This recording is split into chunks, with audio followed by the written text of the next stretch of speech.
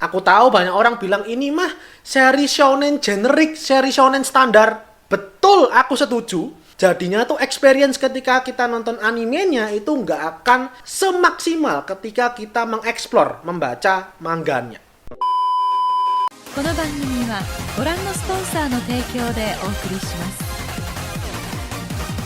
Oke, selamat datang kembali di Sound Speak. Jadi harus aku tekankan dulu langsung di awal. Jangan mengira kalau aku tidak menyukai Orient. Justru aku itu malah sudah baca manganya. Sejauh ini aku udah baca 50 chapter.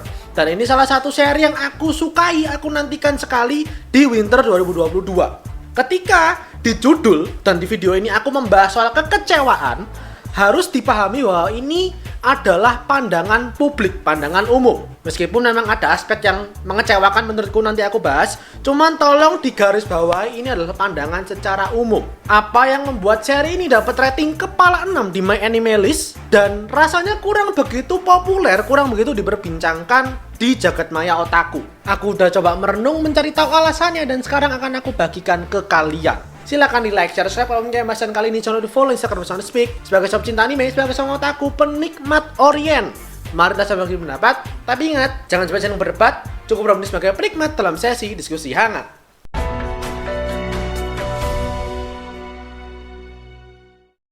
Jadi, aku jelasin dulu awalnya ya. Aku itu sebenarnya rencana mau bikin konten sebagus apa Orient. Sama kayak sebelumnya Tokyo Revengers, Eden Zero, Platinum End gitu kan, banyak sekali. Seri-seri yang mau diadaptasikan jadi anime, mau tayang, manganya terkenal, manganya bagus, aku bikin konten seperti itu.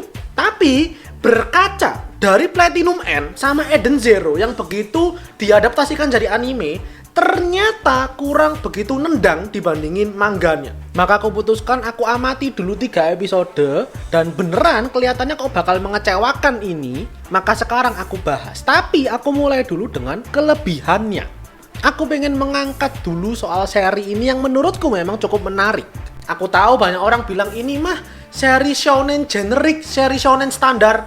Betul, aku setuju. Tapi ada 2 kekuatan dari seri ini.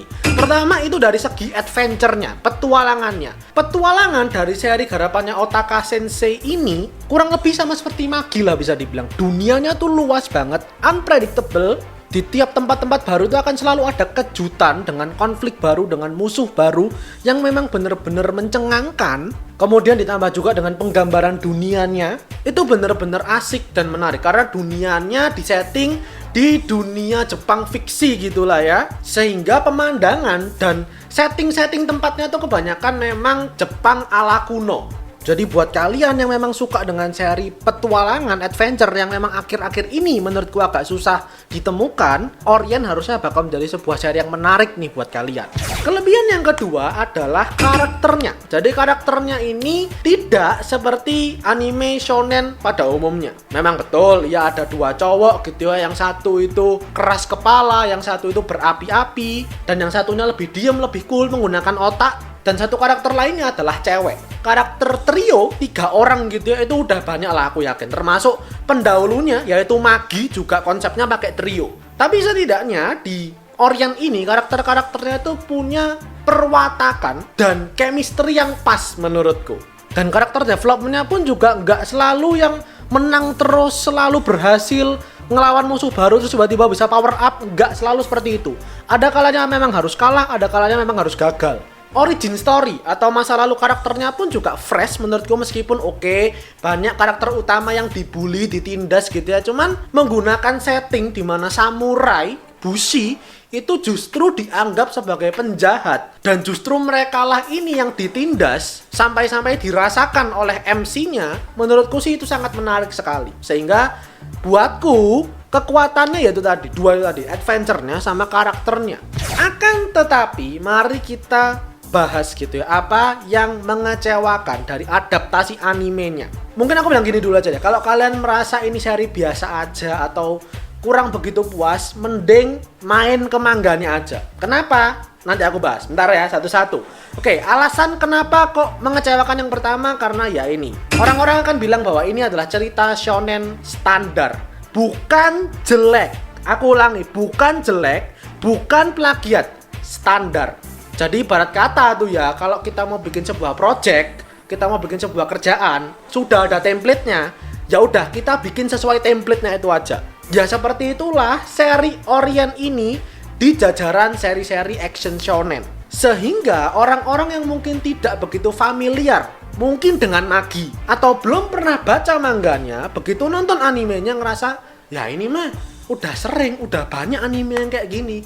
Dan memang itulah tuntutan ketika mau bikin sebuah seri yang bisa dikenal. Dari awal harus bisa mengusung sesuatu yang baru dan berbeda. Kita coba berkaca aja ke 2 tahun kemarin, ada Jujutsu Kaisen, ada Tokyo Revengers. 2 seri action shonen yang berhasil membawa tema baru, premis baru.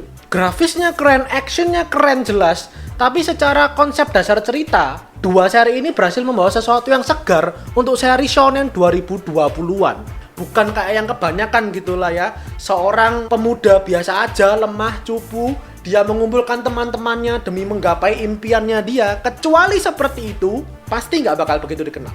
Kenapa? Ya karena seri action shonen udah banyak sekarang. Sehingga tuntutannya memang harus bisa jadi yang beda. Dan Orient rasanya kurang begitu berhasil di sisi itu.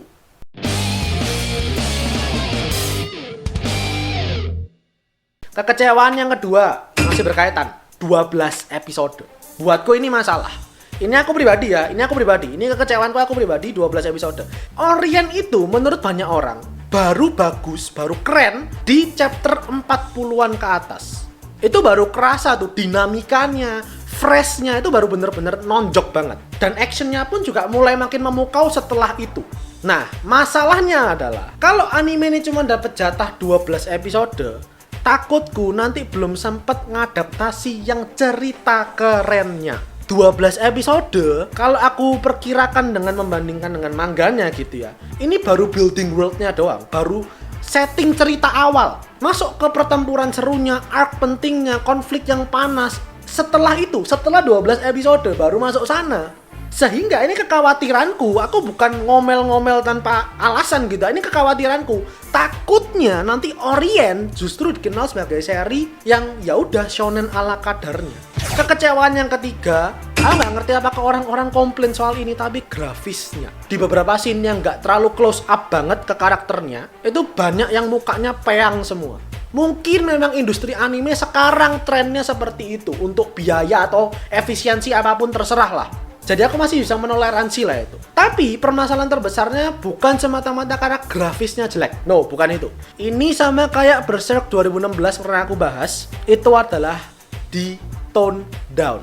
Di manganya, gambarannya tuh keren banget.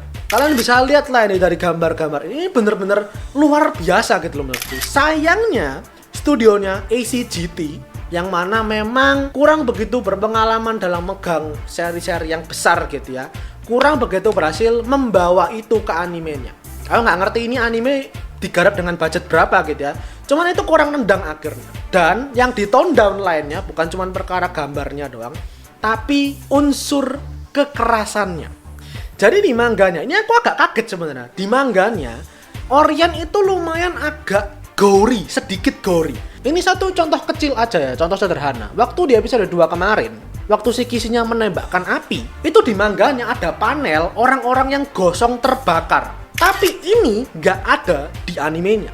Itu baru satu hal kecil doang. Kalau kalian explore manganya, kalian akan lihat banyak pertempuran yang berdarah-darah. Iya, desain karakternya pun yang agak dewasa juga banyak. Jadi, untuk sebuah seri action, menurutku perlu gitu sentuhan-sentuhan yang agak ekstrim-ekstrim gitu tuh kadang perlu. Dan masih dalam batas wajar gitu ya. Tapi sayangnya aspek ini pun dihilangkan dari adaptasi animenya. Jadinya tuh experience ketika kita nonton animenya itu nggak akan bisa semaksimal ketika kita mengeksplor, membaca manganya.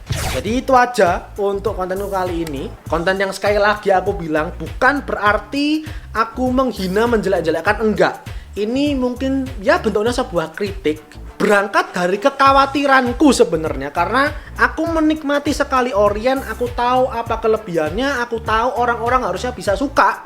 Tapi karena keterbatasan itu tadi, epicness di manganya itu nggak bisa tersampaikan lewat media anime. Gimana pendapat kalian? Terutama yang udah baca Orient gitu, udah ngikutin mangganya jauh, yang udah ngicip-ngicip nonton animenya, gimana pendapat kalian? Taruh aja di kolom komentar. Oke? Silahkan like video ini. Kalau kalian bahasan kali ini, jangan lupa berkomentar, di-share teman kalian, dan terakhir, jangan lupa follow Instagram Soundspeak dan subscribe buat kalian nikmati lebih banyak konten anime dan manga dari channel Soundspeak. Karena anime dan manga itu yang aku suka dan yang kalian suka. So, see you guys in the next video. Itadashi minasan.